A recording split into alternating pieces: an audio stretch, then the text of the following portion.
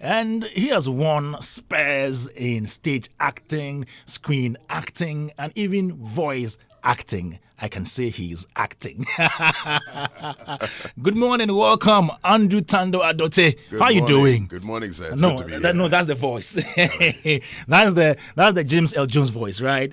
Well, it sounds like that. I've been told, I've done a few things like that. So wow. Yeah. Is it not breaking our microphones? Sorry, it's because it's early in the morning. So. Hey, how are you doing? I'm doing great, and it's great to be here. And Charlie, I'm here to have some fun. Okay, everybody, listen. No, ladies, please tune in because you have the voice that you want in the morning.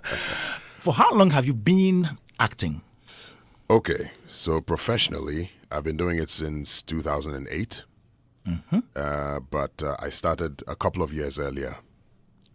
2008? Yes, that was the first time we staged, Uncle Ebo White staged the first ever Roverman play at the National Theatre. Okay. Yeah, September 2008. So next quarter will be our anniversary quarter, which will be about 17 years, yes. Whoa, but you were acting before that? Yeah, I mean, it was like a hobby I was trying to get into. So I watched a movie, and the actor in it was Anthony Hopkins. He did some monologue. I didn't know it was a monologue then. All I know is that he did this speech, and it gave me goose pimples. And I thought, it would be nice if I could have that effect on people. Now, before that, I had never, if you knew me throughout my childhood, you would have never thought I would be a performer because I never exhibited those things. Yeah? Yeah, and I was never, you know, sometimes people do something like, since I was a child, I've always wanted to be this. Nah, that wasn't me. It was after secondary school, and I watched this thing, I thought, oh, this would be nice. And then I began to pursue it. So I went to art center and saw some lady there. I said, oh, is this where they learn the acting? She said, oh yeah, their theater groups meet here.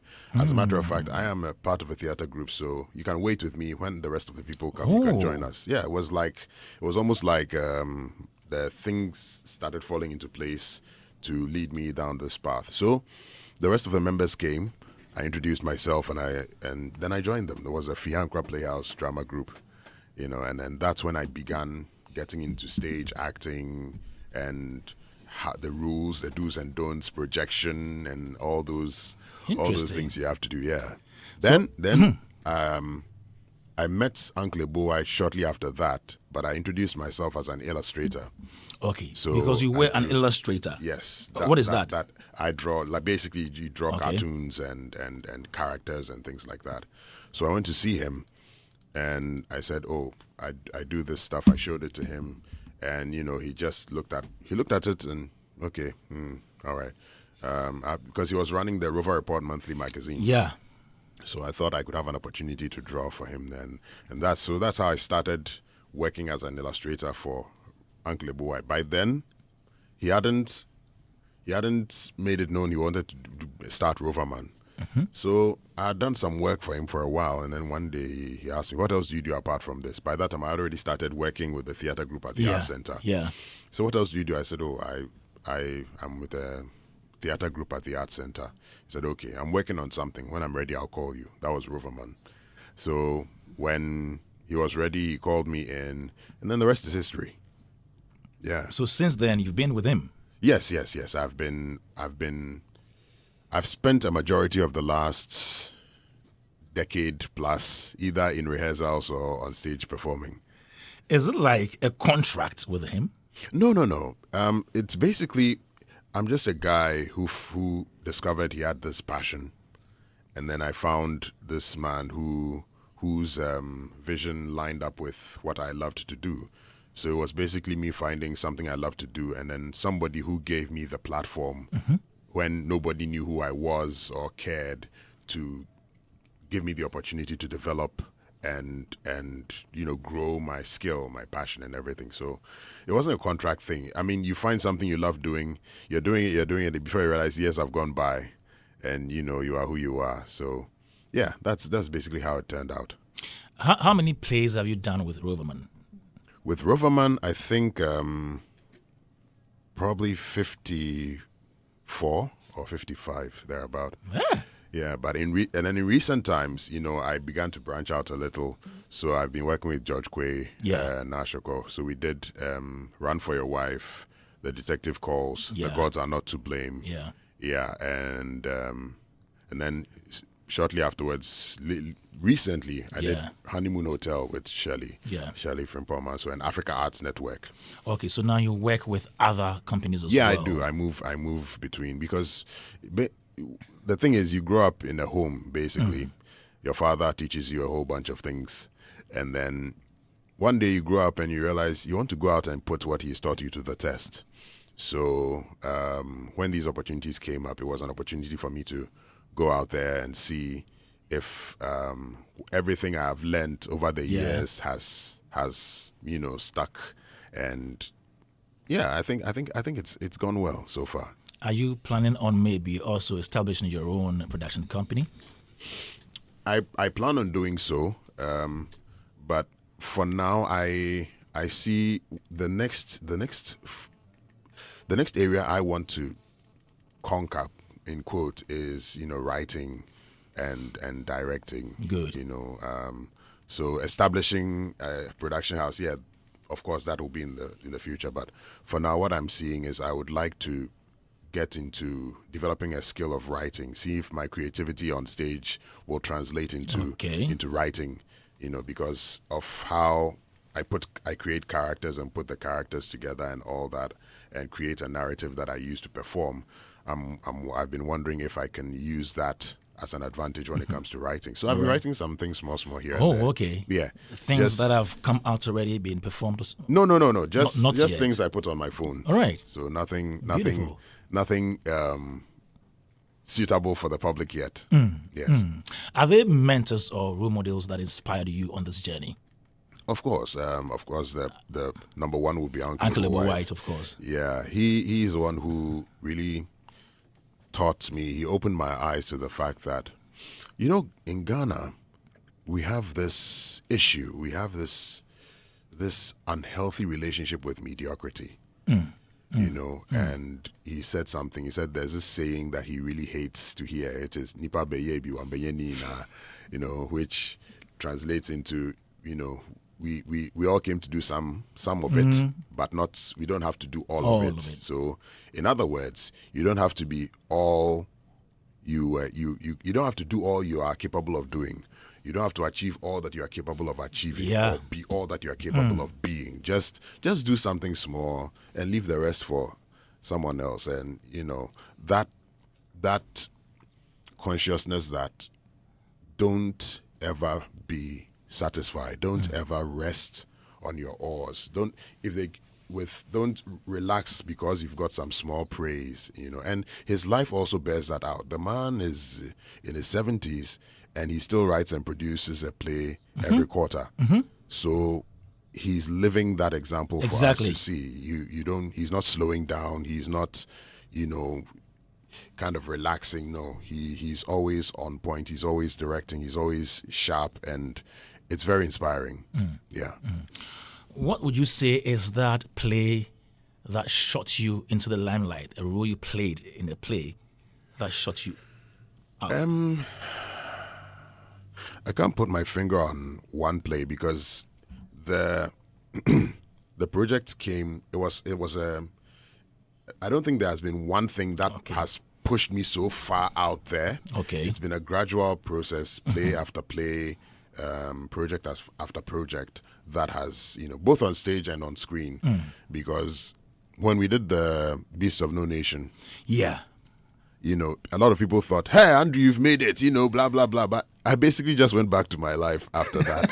I didn't experience, all that Abraham Dem's experience. I mean, I just did the thing. You think it didn't add anything to your brand? I think everything adds something. Something, all right? Everything, is a progressive. Exactly. I think for some people, you do one thing and then boom, then you are all over the world and things like that. And then for others, it's just one little step at a time.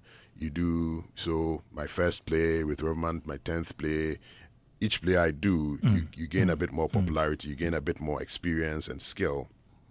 to the point where now other people see you and go, would you like to be part of our project? That is a sign of progress. Exactly. So we did The Gods Are Not to Blame, and then that also introduced me to a whole nother audience. I also did a monologue challenge organized by this it's a Nigerian owned platform called thespian.com. Okay. So he offers you this challenge where you do a monologue, when you win, he sends you money. So I did it, and I won 3 in a row.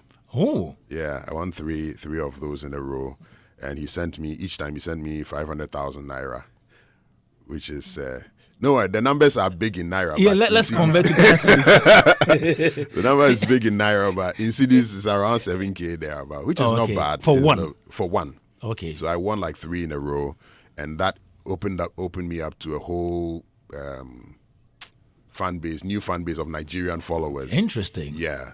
So it's been like that, slow progress, a little bit at a time, and people over the years who have been watching me now were more vocal about how impressed they are with my body of work.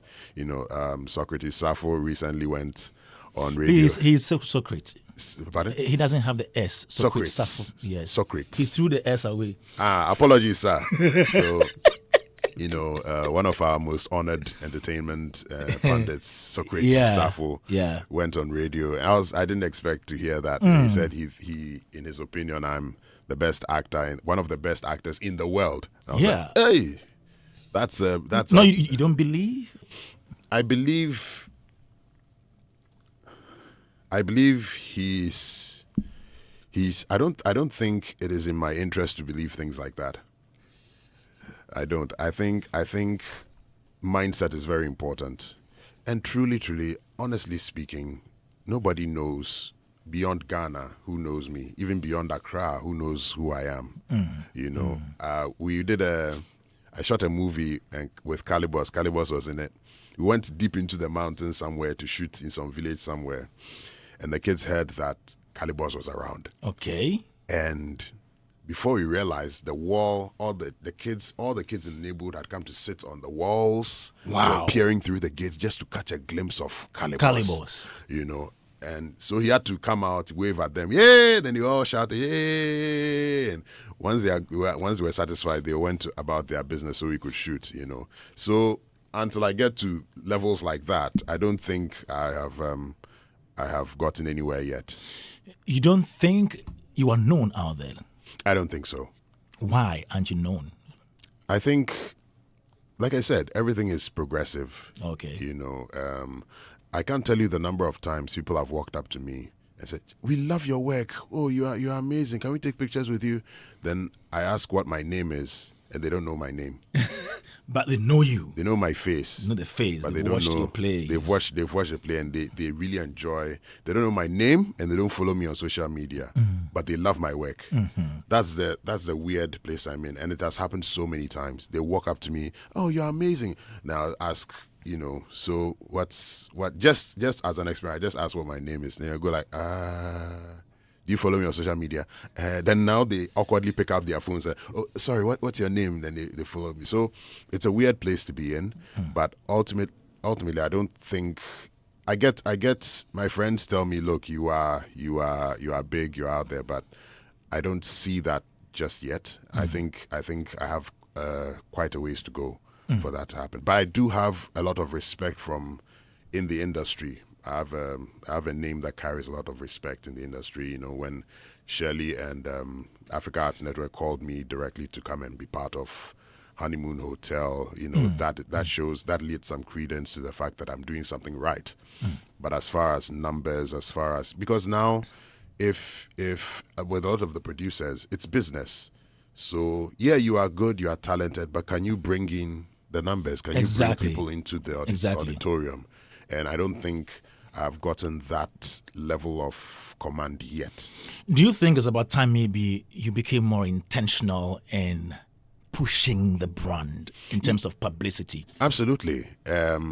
You know, like I said, for years I've been driven by passion. I love this thing and I'm doing it. Then one day you look up and you realize that, you know what? I think I have to be more intentional about the business side of things, about the branding and promoting side of things. Yep. And this came to me about 3 years ago when I began to look around and see, you know what? The praise you are getting, is good, but if you are not intentional about certain things, all you get is praise. Yeah. You know, you can't assume that because I am good, these opportunities will come my way. Sure. There's a different aspect to things. Even the biggest stars in the world have managers, they have publicists, and they have stylists. So what makes you think just because you are good, opportunities will just flow to you? You know, so I have been making, efforts. Anybody I meet, any industry person I meet, I ask questions and I ask, what if I want to achieve this level, what do I do? And I've been getting advice and things like that. And of course, being on platforms like this, talking about myself and, engaging on social media and things like that. I've asked Shirley for advice. I've asked Jocelyn. I've asked as many people who are in the industry proper as often as possible. I've asked for advice and guidance and things, and I take everything they've said very seriously, and I make plans and things like that. Yeah. Do you have a manager? Not yet, but I've been speaking with a couple of people. One of the discussions fell through, because it was awkward.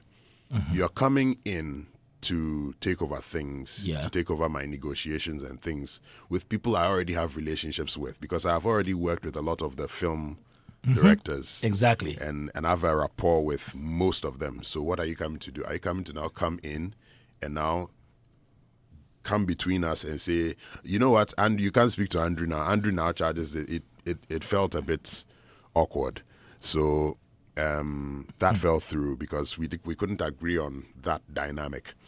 And I've been speaking with another lady who the conversation is still ongoing, but I want to concentrate more on somebody who is able to get international opportunities that we can really work on.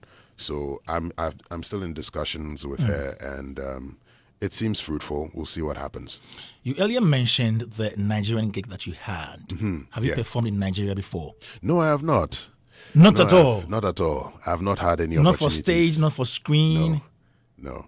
I've not had any opportunity to do that. I have been, not for lack of trying though, I have been making inquiries and things like that. But you see, the industry in Nigeria, I'm told, is not, you don't just go there without some plan or some guidance, because it's a very aggressive industry, and if you go in there carelessly, you may get stuck wherever you entered.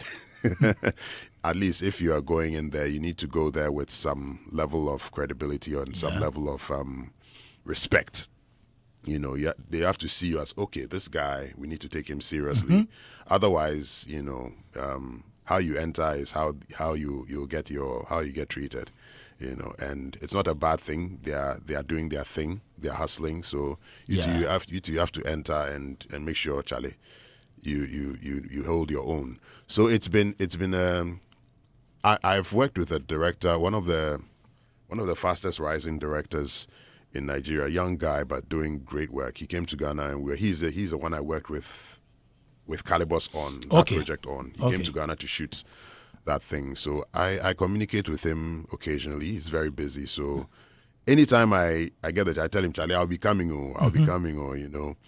So I'm yet to find the right entry point. The entry point matters. You can't just go there. Just like that. Yeah, the entry point matters. So it's a matter of finding that right entry point and doing work that will really, when anybody there sees it, they'll go like, okay, this guy has something. Let's see what else we can do with him. How do you prepare for a stage play if you have a gig, if you are cast for a stage play? How do you prepare for it? How do I prepare? Yeah. Well, the everything starts with the lines for me. You read your script. First, you read the script. Make sure you have a full picture of the story, and then you zero in on your part that you play in it. And learning the lines is, for me, I make it as slow and painful as possible and tedious as possible, because that is the foundation of your performance. So as I learn the lines, I also use or try out different methods or characterizations to see which suits the scene best.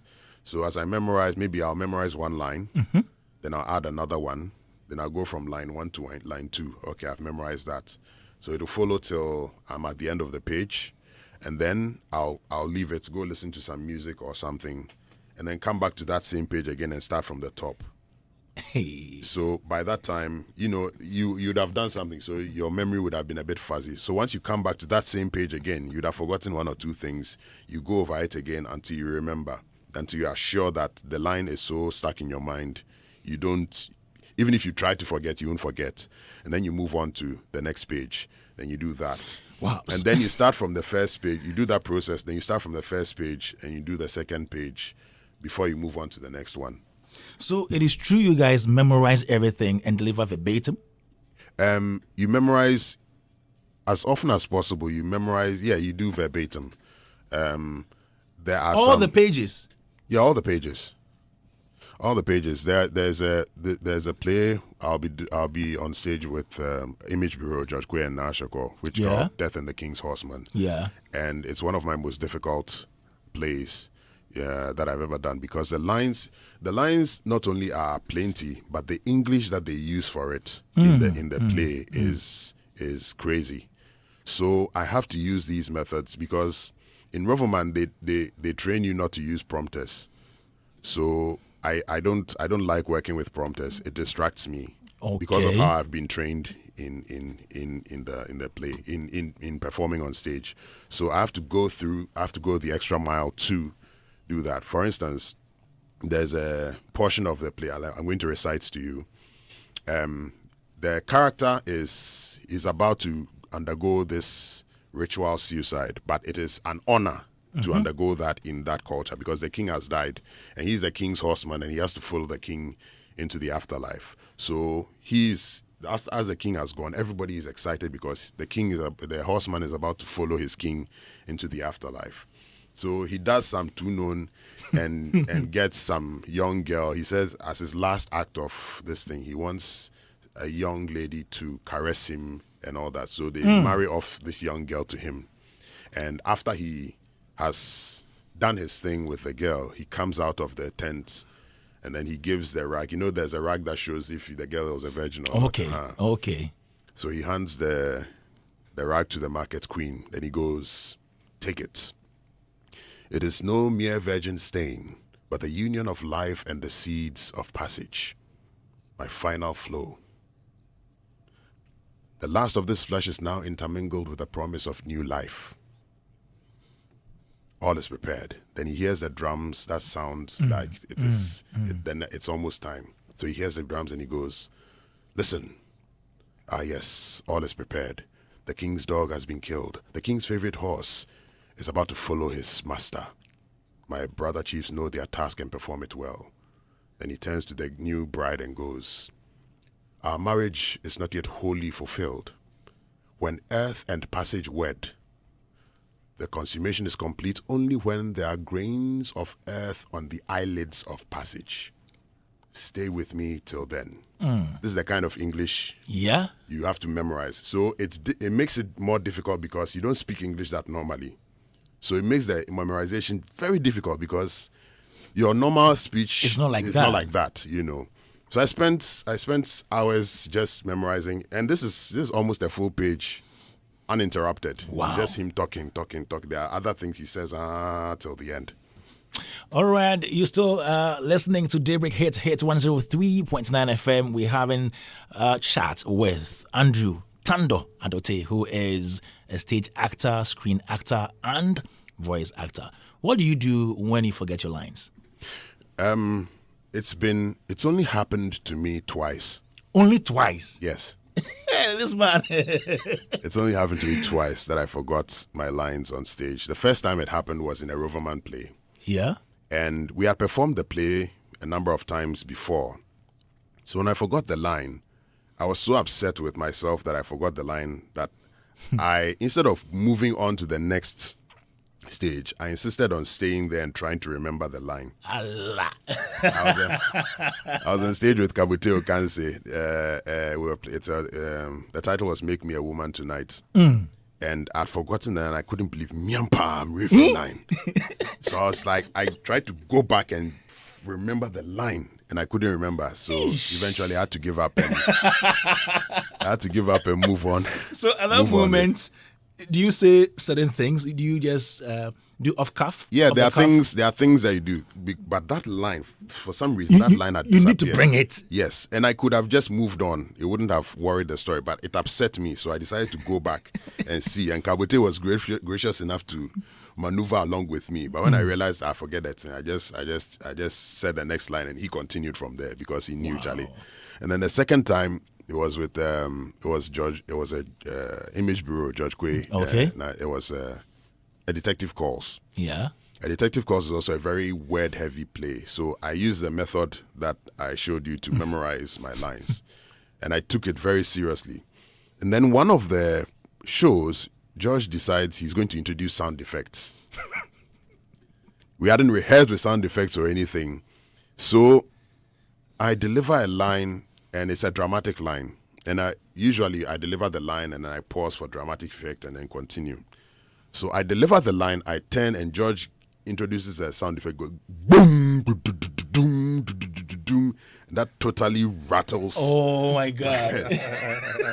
So I turn, he does a sound effect, and it was loud. Then I turn, and I realized I had forgotten the next batch of lines. So fortunately, there was a prompter somewhere who mentioned the line, and I was like, yes. And so you have prompters around?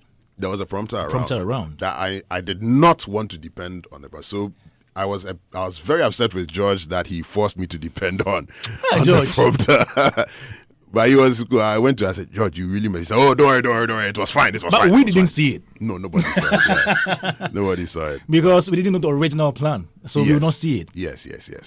But I like to pride myself on some certain things personally. Yeah. And when that thing is interrupted, I feel like my work has been tampered with. Interesting. Yeah. If you have any question for Andrew Adote, send them right now, 05488-41039. That is the WhatsApp number, or you go on our social media handles and drop the comment right there. Yeah. What has been the most challenging role you've played ever? I think if we are talking about most challenging, there have been quite a few, but if I'm going to put most, it will probably be what we are about to do. Okay. The Death and the King's Horseman. Okay. But there have been a number. I mean, we are talking about 60 plays here so far. So there have been quite a few that have been challenging, that have challenged me over the years. The one that stands out to me now is the one where I played the Archbishop Duncan Williams. Yeah. Did you watch that? Yes. You watched Nicholas? Yes, I came to see that. Oh, Charlie, yeah. So that one was different because I was literally playing somebody who was living and who was around, you know, and things like that. So, and if you look at me and you look at the Archbishop, I look nothing like him. We are not the same height, the same complexion, the same age, nothing at all. But for some reason, Uncle Ebo looked at me and said, "You are playing the Archbishop." And at that point, I'd worked with him long enough to trust him if he says something, and then just give everything my maximum effort to and awesome. And you were there. What did you think? Oh, I think you did well. I think you did well. It was super. Thank you. It was super. But I have a surprise for you. Sure. What's up? Good morning. Good morning. My name is Kwame Dazi. What's your name, please? Andrew. My name is George Quay. George, your man is here. Yes. He is the man. I mean, saying is beyond the national assets. And this gentleman ought to really, really, really be celebrated in a grand style. Worked with a lot of talent, but I can confidently tell you that working with Andrew gives you a beautiful night's sleep because you know he will take it seriously. You know he will push hard. You know he will deliver. I mean, in my acting business in all of Ghana, the only other actor I know comes on stage with so much discipline in the male category is the man they call George Ajetianan. And Andrew has really taken it up notches higher. I mean, when you are working with Andrew, there's nothing to worry about. Look, even yesterday, we were working on the promo for our upcoming play. On a Sunday, I called Andrew and he showed up. Wow. He's not one of those who would say, oh, today is Sunday, you go give me TNT. When you come, you have to give me lunch. You have to, no. He doesn't bicker. He doesn't whine. He doesn't complain. He just needs the job done. And he takes it personal. So anytime I have a big role for a male performer that I know would not let me down, unless, of course, it's an act of nature, I mean, it's always got to be Andrew. And I've said this before. I've written it on social media before. And I'm happy to say it here again, that this is one of the few talents Ghana needs to celebrate. Uncle Ebo White said it some time back that Andrew is for the world, and I couldn't agree with him more. And anytime Andrew is being celebrated, I'm more than honored to say a big thank you to Uncle Ebo White for nurturing such a fine talent for Ghana. Because I think, like it or yes, in one way or the other, outside his own personal ambitions, the discipline from Roverman Productions has also helped shape him and made him the fine talent that he is for all of us in this space. And it's always an honor to work with him. You should see what he is doing with our new play. Death and the King's Horseman itself is a play a lot of directors try to run away from, mainly because it is difficult finding the lead characters. Okay. You know, I can tell you it's just about a month to the play, and we still haven't filled all the roles yet. Wow. So the speaking roles are just 12, about 12 speaking roles. We've not been able to fill all of it yet because people look at the script. They say, oh, yeah, I'll do it. They come, they look at the script, they see it, and they run away. Oh, Omwajuani. Seriously, they see it, they run away. Andrew saw it, he picked it, and he embraced it. And Kwame, you should see what he is doing with it. Charlie, I can't wait for that. 23rd of August. Okay. I don't even know what to say. I don't know what to say, but because I'm sure he himself will tell you that maybe aside the gods are not to blame, this is the play that has the most lines that he has had to memorize. To the extent that, you know, me as a director, sometimes I like to take out some of the scenes and all of them. There was one particular place I wanted to take out. And Charlie, I've learned the lines already. Oh, my God. I've learned the lines already. You can't take it out. You know, so when I thought I was going to do the actor a favor, the actor stopped me right there. So, Charlie, interesting. It's a delight to work with him, and God continue to bless and open doors to him. Look, if Hollywood is looking for a talent from Ghana, this is that talent. His name is Andrew Adote. Wow. And he is a talent for the world. Do you agree with Socrates for saying that Andrew is one of the best actors in the world? Oh, I couldn't agree more. And it's actually an understatement. He is one of the best. Look, put Andrew on any Hollywood movie, and your Leonardo DiCaprio's and stuff will come asking, who is this guy? You know, because he just hasn't had the opportunity yet, or he just happens to find himself in the wrong side of the world. But if this dude were in Hollywood, look, it won't take too long to have his name on the Hollywood Walk of Fame. He is that good, and I'm confident and happy to say it any day, anytime. Great. Probably one of the actors in Ghana who's better than me. Maybe he's the only one better than me. Hey, Abuaji. Thank you so much, George Kwe. No, I'm dealing with my height mate. You are not my height. I'm dealing with my... Since we went out of power, we are trying to see how we can come back. So we are seeing if we can appoint, what's his name, Sami Flex as president in the near future. George, yes. Please. President of Atwak. President of Atwak. Okay, let's not go there. I'm not talking about president of Ghana. No, David. I'm talking about Atwak president. When I say president, that's what I mean. A level kind of presidency. All right. Thank you so much, Judge Kwe, for your time this morning right here on Daybreak Hitz 103.9 FM. And we're here with Andrew Adote. Yes, sir. What does this make you feel? All the accolades and everything. Like I said, everything is a sign of progress. I'm grateful for every accolade and every word of praise. And I always say, let every word of praise and admiration be to the glory of God. Because if I look back on how I started the journey, it's clear that it was almost like there were things that were falling into place for me to get here. From meeting Uncle Ebo, and the voiceover thing. I already knew Jessica from City FM. Oh, my former boss. My big sister used to work there, so I met her through my big sister. Then years later, this idea that they say I have a nice voice. Let me see if I can do something. Oh, you didn't know that you had a nice voice? No, I didn't. My big sister told me that your voice is nice. Because she was in radio, she was like, your voice is nice. You try doing voiceovers. That was the first time I ever heard of. Who is she? Voiceovers. Blossom. She goes by the name Blossom. Okay. Very nice lady. Shout out to Blossom. Anyway, so because of that, my sister stopped working there, but I still had a relationship with some of the people there. So one day I walked into the office, met Jessica, and said, they say I have a nice voice. I want to try voiceovers. And then she says, what a coincidence. I was supposed to do a voiceover with Oscar Provençal. Oh. But he's out of town. So you will do the voiceover with me. That was how I just like that. Yeah. So it was almost like everything just fell into place. So we did the voiceover, and then she paid me, and that was the first time I got money for voiceover. And I said, hey, so I can make money for talking into microphone. Wow. And then the same thing with Uncle Ebo. When he first handed me money for illustration, I said, hey, I've made money for drawing. Yeah, this thing, I don't do anything else. This is all I'll do.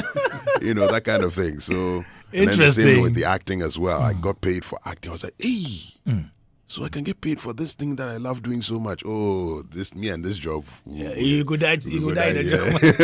Beautiful one there. Name two of your favorite songs. Two of my favorite songs. Yeah. Hey, this is. You love music. Everybody loves music. Yeah, everybody loves music. Yes. Okay.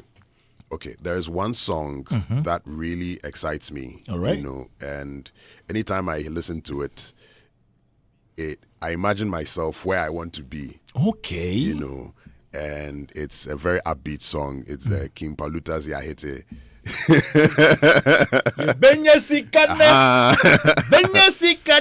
Yeah. Okay, you love that. Yeah. So when I'm especially at nights when I'm tired, there's some I learn my lines best at night. Okay. And then sometimes I'm sleepy, and all that, but the work has to be done. So that's music like that is like coffee to me. Upbeat music kind of wakes me up in certain ways. So I play. It's one of my go-to playlists. One of the go-to songs on my playlist. So I play that song and I imagine myself where I want to be.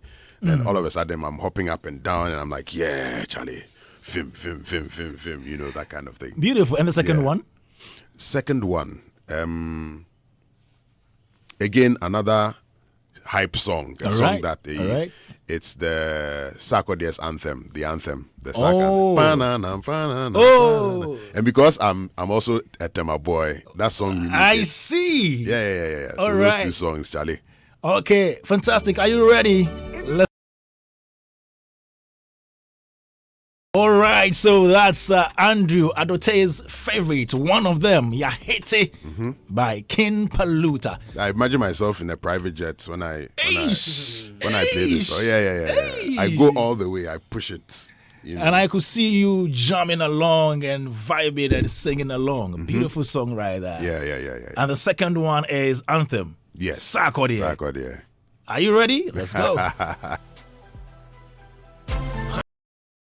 Andrew Adote's second favorite song. Yeah. I played these two songs always feature on the playlist when I'm trying to stay away. It's like coffee for me. So I hop around and I'm like, then I get to work. Do you rap?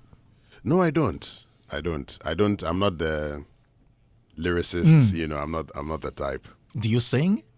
On stage, yes. You see, that's the thing. I'm not a singer. All right. Per se. So it's not something I do. It's not one of the things I say I love to do in my free time. Yeah. No. Yeah. It's never been something I do. But I had to learn how to do it because I was in Roverman and Uncle Ebo forced all of us to learn how to sing. So the first song I ever sang in public on stage was on stage. It was what's his name? Barry White. Oh, okay. Yeah. And the voice. Yeah. Yeah. Don't go changing, trying to please me. You never let me down before. Oh no, you always had my unspoken passion. I love you just the way you are. It sounded much worse the first time I sang it. Because I keep asking myself, is singing and dancing a requirement for joining Riverman Productions or theater productions? I mean, if to be a well-rounded theater actor, it's best if you learn at least how to sing and how to dance. I believe everyone, well, most people can sing. Okay. You know, there are some people who are tone deaf and have to deal with those little things. But aside from that, I believe everyone has a song they can sing or they can perform and entertain people. We all can't sing like Celine Dion, you know, but there are different levels of singing ability and singing talent that you can easily fit into, you know. So I believe most people can sing. It's a matter of confidence that you can. Because I remember when I was learning how to sing, there were times I tried to sing and my throat would literally close up because I was nervous. So the notes couldn't come out, you know. And I'm sure for 90% of people that's the case, where they are so shy that they try to sing and then they get nervous and then their throat kind of closes off and their voice squeaks and they assume, oh, because of this I can't sing. But it's just a matter of confidence and relaxing, taking it easy. Let's talk about screen acting. Which one came first? Stage before? Oh yeah, stage came many years before screen acting. I started in 2008 and I think my first proper screen gig was Beasts of No Nation, which came around 2015. So by the time I had that opportunity, I had already been performing like consistently for 7 years, you know. So screen came much later, and then so since then I've been going in and out of screen. I remember because you know stage actors are very expressive. Good. So vocal, even whispering, you whisper like this, you know, and things like that. So I go on the set of Beasts of No Nation and the camera is there and everything. And I understood this is not stage, so relax. You know, I consciously understood we are not on stage, so we are not going to do any of those giddy things. I understood. So the director, Kari Fukunaga, who directed the last James Bond film, he says, action. We're shooting the Imagination TV scene, that famous Imagination TV scene. So he goes, action. The kids come, I start talking, and he says, cut. Then he comes in, he goes, all right, Andrew, you've got a very big voice, very big personality. I'm going to need you to tone it down a little because the mic is right here. It picks up everything. So just take it easy, relax. And I say, okay, oh, sorry, no problem, relax. Okay. Then he goes, action. The kids come, I start talking, cut. Then he comes again. It's still too much. Okay, I need you to tone it down even more, okay? I say, okay, no problem. All right, so let's go again. Action, the kids come, I start talking, cut, then he comes again. Hey. No, he had to stop me 3 times. The energy was up. Yeah, so I had to what do you call it? I had to downgrade my energy like 3 times before the screen could accept me. Interesting. Yeah, it was a very valuable lesson. So since then, I've adjusted. So when I'm going on screen, I know, you know, even though my voice naturally can be a bit, you know, I still try to relax and tone down because this is screen, and my body finally understood that this is screen and this is stage. Apart from Beast of No Nation, which other movie have you starred Okay, in? there've been a few. The next international thing I did was Freetown, where I played a Liberian border guard. It was about these missionaries who were caught up in the war, the civil war in Liberia, and they were trying to find their way out. So they go through all these obstacles and all kinds of hell to get to the border, only to be stopped by one of the rebels. And then my character steps in to save the day and tell them, "Hey, leave them alone, let them pass." Wow. So that was the next one. I may be forgetting a few, but was after that I did some YouTube series with Shirley from Pomanso. Oh, okay, I think that was the first time we actually worked together on. I think it's on YouTube still. The title is Yellow Pepper. Okay, Yellow Pepper, which where I got to meet Anita Erskine for the first time. We played. She was I was her love interest in the series. So, and then shortly after that, there was Perfect Picture 2, which was also with Shirley from Pomas. 10 years later. Yeah. So I had a small role in there. I played a pastor. And then in recent times, we shot a series called The Osseys, where I got to work with Jeffrey Norte and Jacinta, the comedian. She played my wife, and then Jeffrey played my in-law in that one. It was very funny. There was also, and I think this year we released a movie called Last Stop. Last Stop also I played. It was so you see the roles are becoming more and more prominent. So like I said, the brand is growing. It's growing. So very soon I'll headline something on screen. Hopefully I'll pull in people. Yeah. But for now, I'm getting the supportings quite steadily. So Last Stop, and then my very very recent one is on Showmax. It's called Kwame's Gambit. Okay. Yeah, I play a detective who is going through a whole lot of things, but has to do his job, and it's on Showmax now. And the reviews have been good, at least on my end. So we're trying, So small. Which one? I'm sure I'm forgetting quite a few, but there are not that many.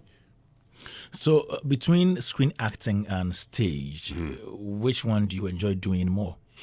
I'll enjoy doing the stage. I enjoy doing the stage more because it's my comfort zone. I'm used to the difficulty of it. You see what George said. There was he sent me the script, and I started memorizing it immediately because I knew it was a difficult play, and I didn't want the pressure of time is drawing near, and now you are forcing yourself. So I put the pressure on myself beforehand, and I memorized the majority of the first act. Then he comes and says he wants to cut out the lines. The lines that, he said, the lines are too many. I said, George, I've already started working on the script. I've already memorized most of the first act. So he was like, okay, then it's fine, So that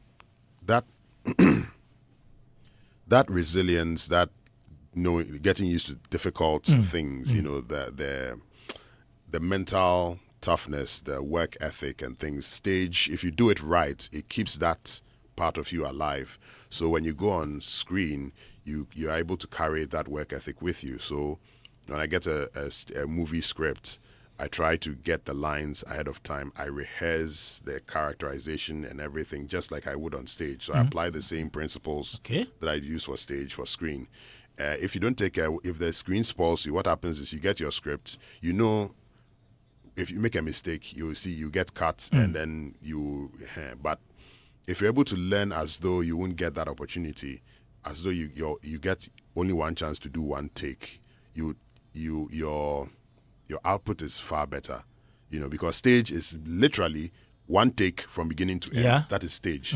So if you apply that same principle to screen, you'll become a far better actor. Yeah. Great. 0548841 039 is our WhatsApp number. We're here with Andrew Adote, who is an actor, and he's sharing some very, very interesting stuff I never knew here on the show. Now, between stage acting, screen acting, voice acting, which one pays more?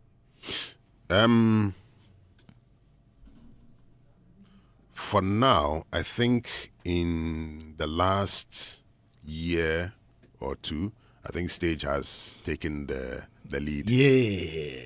Stage has taken it. Because, of course, there's a lot of work that I've done in the stage, so I kind of have a reputation there. Yeah. I think followed by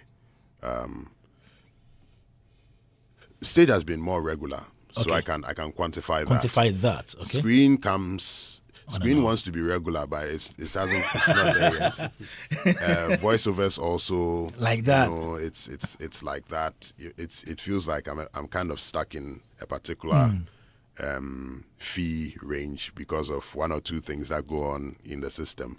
So, for voice. For acting. voice, yeah. How much do you charge for a voiceover? For now, my fee is for anything under. There's no structure for. There's no industry per se. There's no structure, so you have to create one for yourself when you go in. And I've been doing voiceovers for as long as I've been acting, so I've also kind of gained a reputation in there.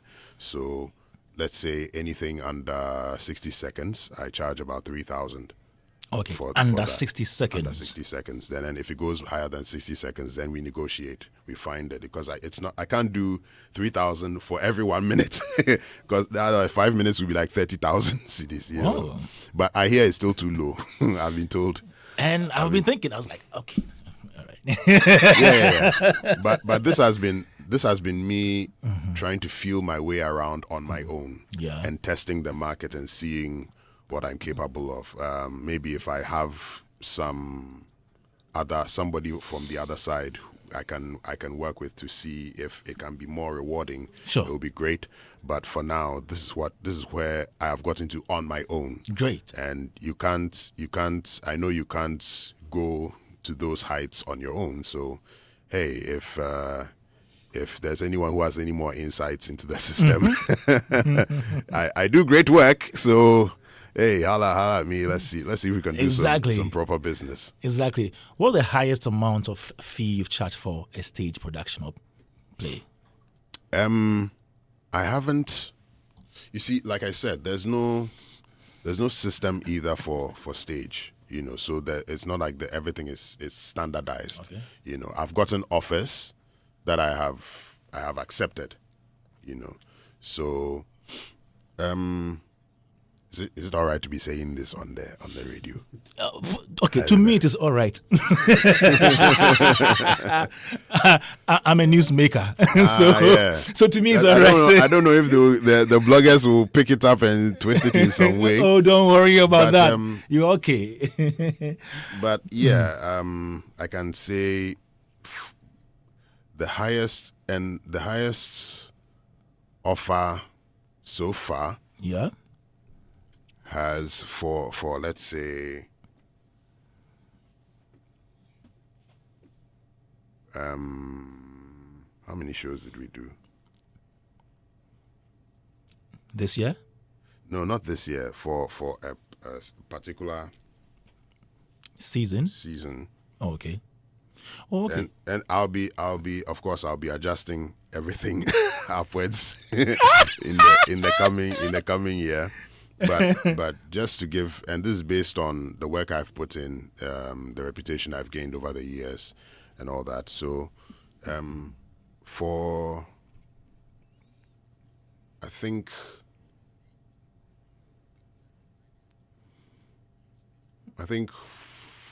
8 shows, thereabout. I think it has been 10. Okay. Yeah. Okay. So far. I thought you were struggling to mention it. I wanted to let No, I was counting the number of okay. shows and I got. Because I have somebody here who has the figures. Somebody has the figures. Oh, wow. Hello, good morning. Good morning. Hello?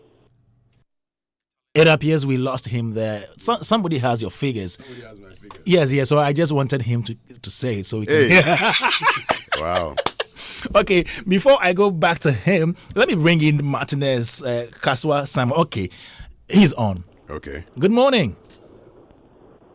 Hello? Oh, okay. I think still having difficulty in connecting with him. Oh, all right. Okay, let me bring in Martinez. If you have any question in the comment before we go back online to pick this mysterious individual. Martinez. Kwame, I'm really enjoying the conversation. Yes. And, good to see you, Andrew.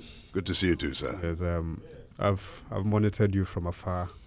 Although I've not been to Roverman, any of the Why? How come? Martinez, why? I don't know, but As a pundit in this industry, you've not seen any of Roverman's productions. I've seen, but I've not been to. Oh, but then you've not seen. No, seeing a play means going to the theater or the auditorium. So sometimes, to see them. I see some of the works. Okay, but that's not seeing you haven't the play. actually watched a play. Yes, Yes. I've not watched it. Ever? Yeah. No. In Ghana? Yes. Wow.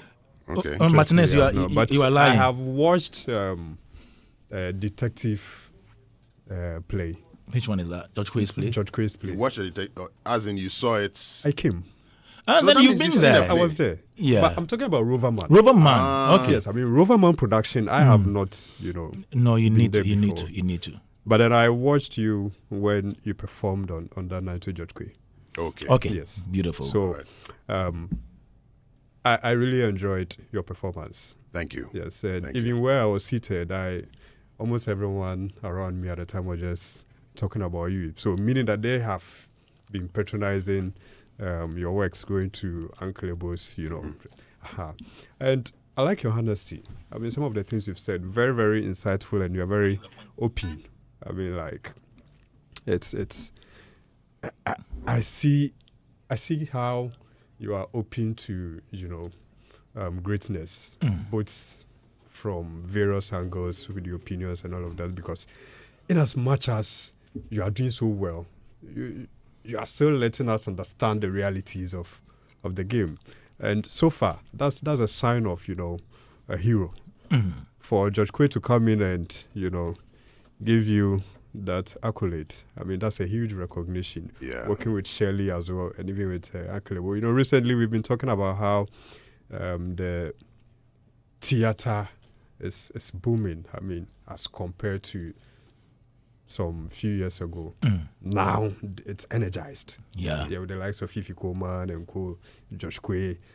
But then I think Uncle Ebo has really done well by holding it, over the years. Yeah. Because every time you hear Roverman, coming out with something, so it's like he's been able to stand on his feet and then fought this battle so hard to the extent that now it is very, very, very appealing for others to also come in and support, and it is growing day by day. Exactly. And we cannot talk about that without mentioning you, especially coming from that camp. You've really done well.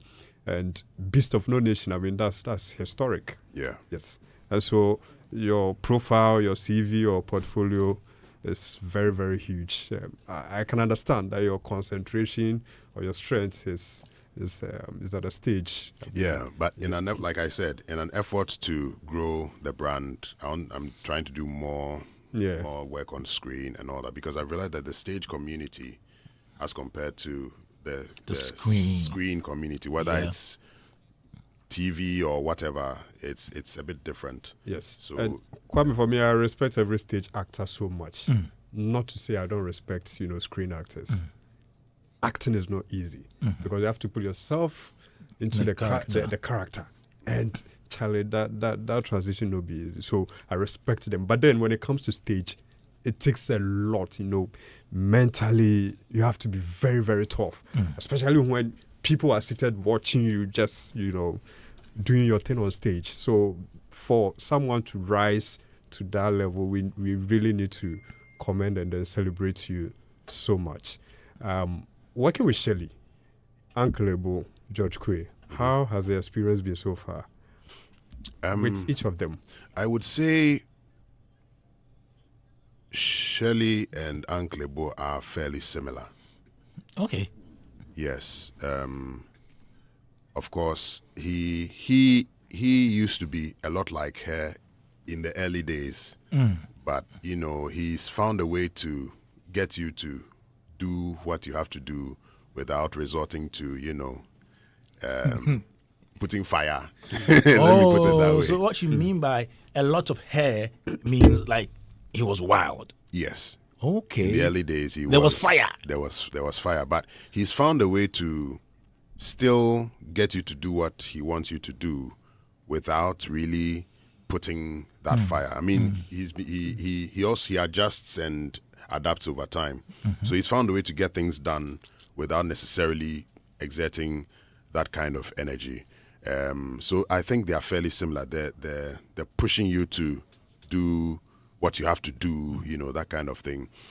George has also found his own way of doing that. He says himself, he also used to be that kind of I see. Fireman, but he also has evolved his style over time. His style is also more relaxed, but also gets you to do. He plans it so well that when it's time, everything is done. But when you are in the process, you're like, oh, he's taking his time, he's relaxing, but he's found a way not to stress himself too much while getting the job done. So you think it's disjointed and he's doing things, but before you realize when it's time, everything is in place and you are doing it. And I realized this when we did The Gods Are Not to Blame. It's a big play with a lot of moving parts. Yeah.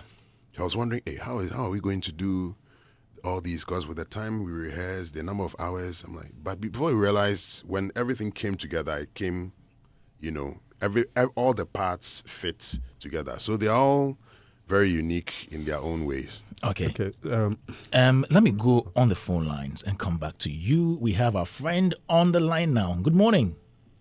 Good morning, Kwame. How are you doing? I'm doing well. How about you? I'm fine, Chief. I'm fine. Okay, this is Ken Saki, Riverman Productions. Andrew! What's good, man? Kwame, 17 years ago, I stood on stage with Andrew to play Unhappy Wives, Confused Husbands. He played Mr. Free, and I played the bodyguard to the president of the World Bank.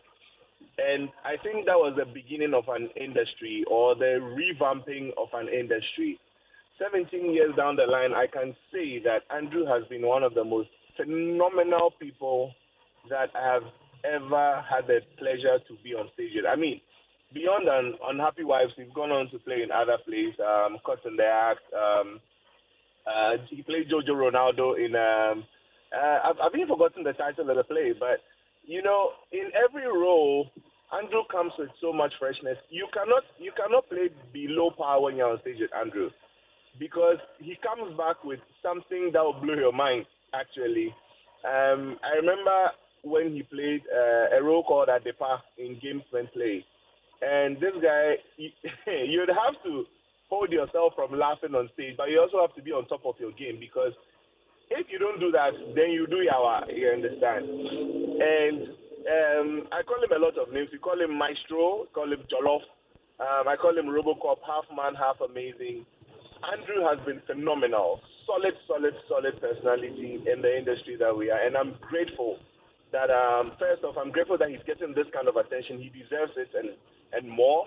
But I'm grateful that I know somebody like him and I get to call him a brother. Not even a friend, a brother in all these years that I've gotten to know him.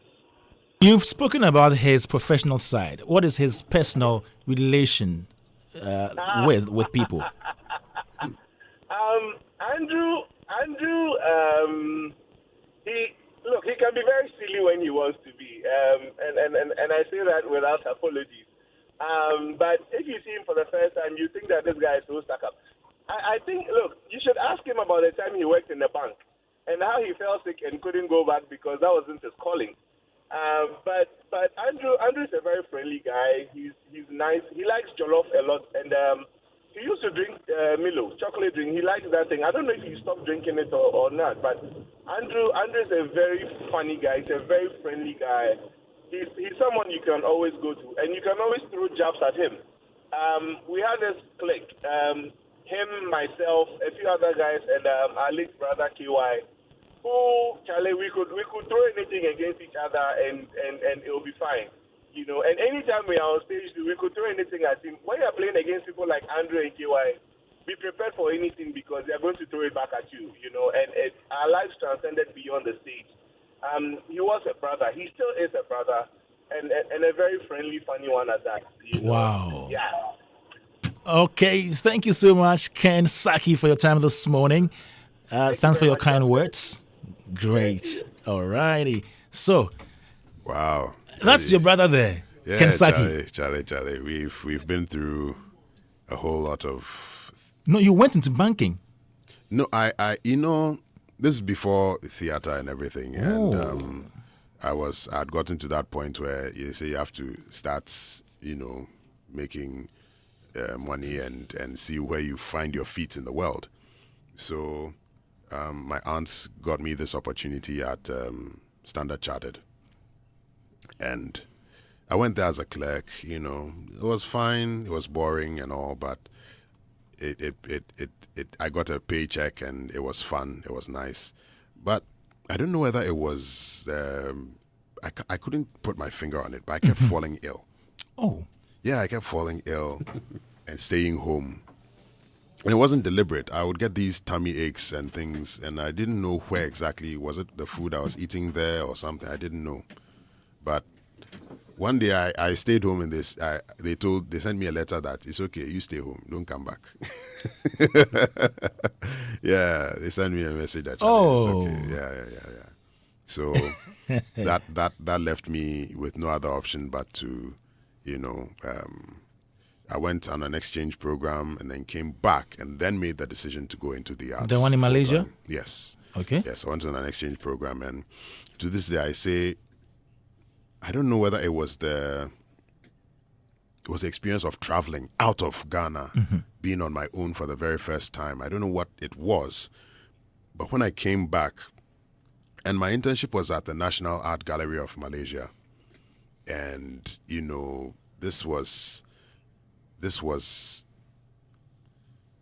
the people I met, the quality of the artwork, and just how the people conducted. I don't know what it was. But when I came home, I just decided, you know what?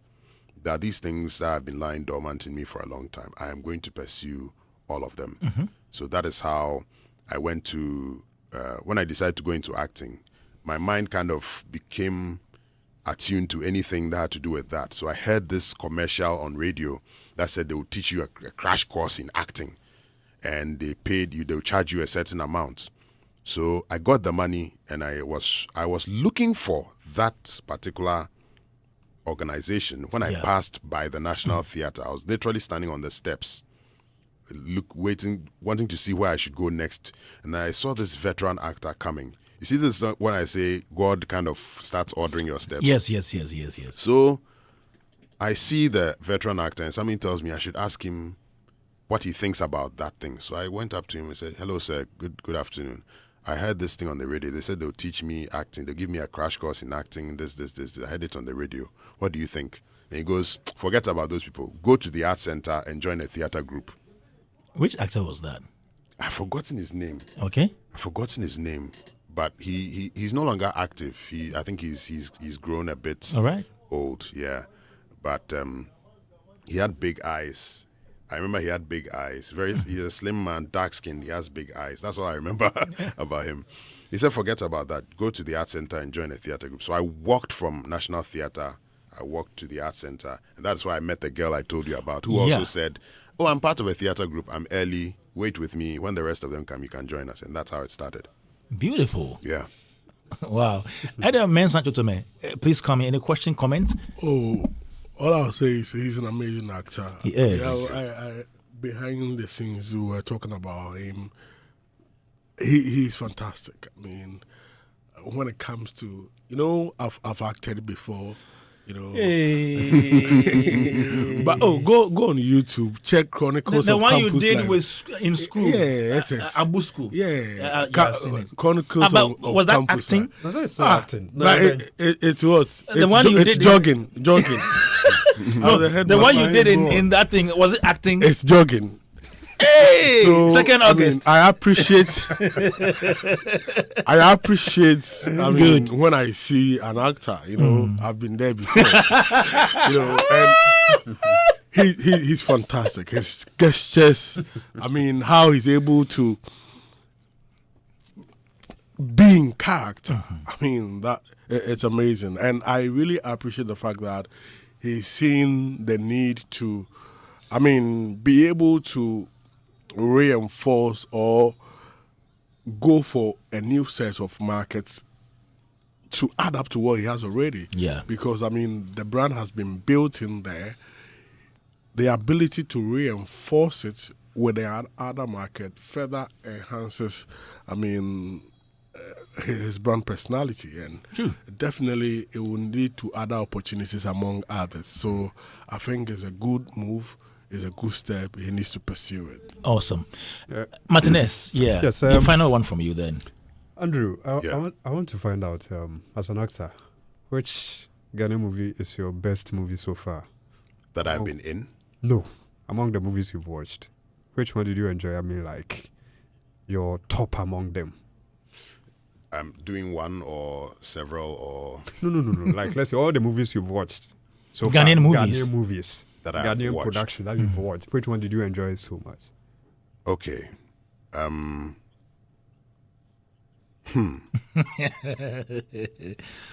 right.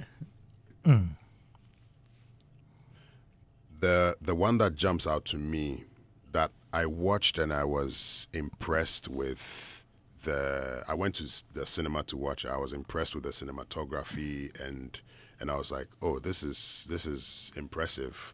Was the very recent one, which was Shirley Frimpong-Mansour's Two of a Kind. Okay.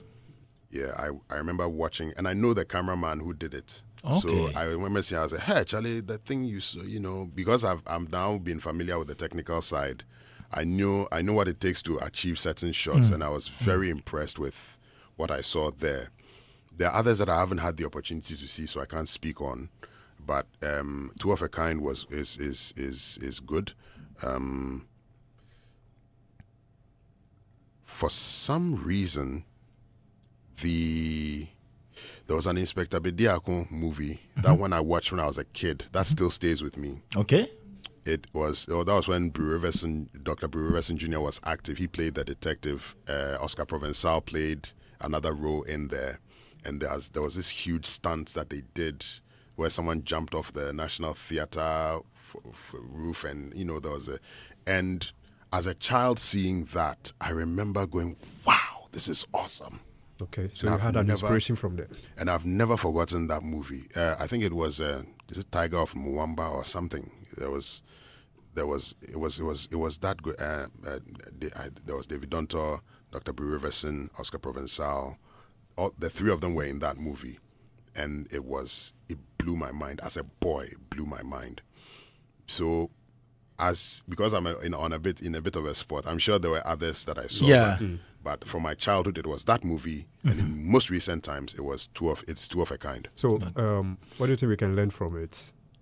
Although you mentioned the cinematography, yeah. But aside that, since you're an actor, I believe those listening are also going to learn something from based on what you saw. I think the Uncle Ebo always says the things that stay with people are not the big things; it is the little things. So for me, it was that stunt I saw in the Inspector Bediako movie, and then for Two of a Kind, it was how the camera moved.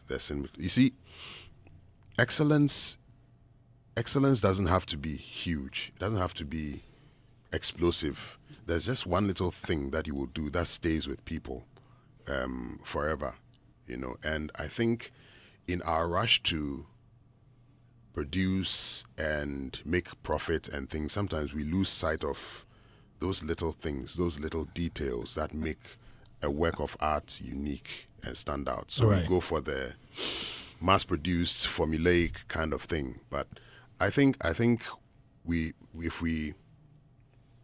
if we also start thinking globally, like something that will stand against any movie across the world, even if we are not able to reach that, we will elevate above where we are now, because we don't have their resources, but we can do something that can stand on the same level as, and especially in writing. I think everything starts from the writing. I think our writing has not been compelling enough.